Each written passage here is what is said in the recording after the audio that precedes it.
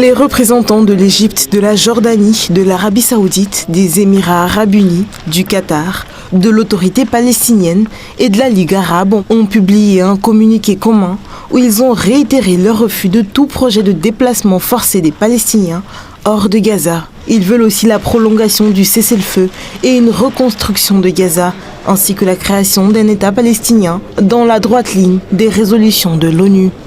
Exprimant leur plein appui à la fidélité du peuple palestinien à ses terres et leur reconnaissance de ses droits légitimes en vertu du droit international, ils ont réaffirmé leur rejet de toute violation de ces droits inaliénables, que ce soit par des activités de colonisation, des expulsions ou des démolitions de maisons, des annexions de terres ou le déplacement de Palestiniens de leurs terres. Ils ont également rejeté tout effort visant à encourager le déplacement ou l'expulsion des Palestiniens de leurs terres dans quelques circonstances ou sous quelque prétexte que ce soit. Ces actes, ont-ils noté, menacent la stabilité régionale, aggravent le conflit et sapent les espoirs de paix et de coexistence entre les peuples de la région.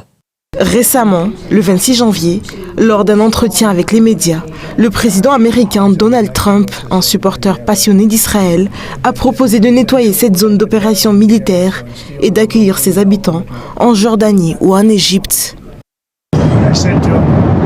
Je lui ai dit que j'aimerais qu'il en accueille davantage, car je vois l'état actuel de toute la bande de Gaza et c'est un vrai chaos, un véritable chaos. Voudriez-vous que la Jordanie accueille des gens de Gaza? J'aimerais qu'il accueille des gens. J'aimerais que l'Égypte accueille des gens. Je crois que je m'entretiens demain avec le président Al-Sisi. J'aimerais que l'Égypte accueille des gens et la Jordanie aussi. Il s'agit probablement d'1,5 million de personnes. Nous nettoyons simplement toute la zone. Au fil des siècles, elle a connu de nombreux conflits. Il faut que quelque chose se passe là. C'est littéralement un chantier de démolition. Presque tout est démoli. Les gens meurent ici. Je préférerais plutôt travailler avec certains États arabes à la construction de logements dans un autre endroit où ces gens pourront peut-être vivre en paix pour une fois. Temporairement ou... Ça pourrait être temporairement ou sur du long terme. Cette proposition a provoqué une tempête d'indignation parmi des milliers d'Égyptiens. Ils se sont rassemblés ce vendredi 31 janvier à la frontière de Rafah pour manifester parce que cela menace l'identité palestinienne et son lien profond avec Gaza. Des citoyens de ce pays soutiennent la volonté des Palestiniens de vivre sur leurs terres. Je veux juste dire à l'autre partie que tout le peuple égyptien soutient ses dirigeants politiques, non au déplacement. Je veux dire une chose, tous les pays arabes devraient suivre l'exemple de l'Égypte et de la Jordanie. Nous sommes venus ici parce que tous les Égyptiens rejettent l'idée d'un déplacement. Nous rejetons l'idée que les Palestiniens doivent quitter leur terre. La terre palestinienne est et sera toujours palestinienne. Nous sommes venus aujourd'hui pour répondre au président Sisi, pour dire non au déplacement, afin que la cause palestinienne ne prenne pas fin et que les droits des Palestiniens ne soient pas bafoués. La terre leur appartient. Israël n'a aucun lien avec elle et elle restera palestinienne. Nous sommes venus aujourd'hui pour soutenir la cause palestinienne et pour dire non au déplacement du peuple de Gaza. Je m'appelle Yehia El-Gazar, je suis créateur de contenu de médias sociaux. Je rejette totalement l'idée de déplacer les Palestiniens de leur terre, particulièrement de la bande de Gaza.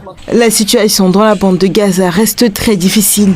À l'issue de 15 mois de bombardements incessants, seulement 30% des maisons seraient potentiellement habitables, selon les données approximatives de l'ONU. Des débris et des ruines, de véritables tranchées, creusées par des passages à répétition des chars et bulldozers israéliens.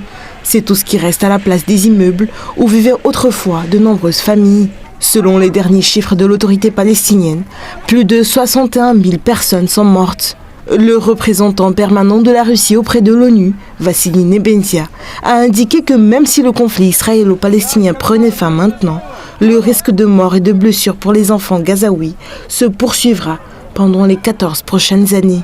C'est le temps qu'il faudra pour nettoyer le territoire des obus non explosés. Néanmoins, même ce paysage apocalyptique n'empêche pas les survivants, qui espèrent que le conflit touche à sa fin, de réaliser leurs rêves.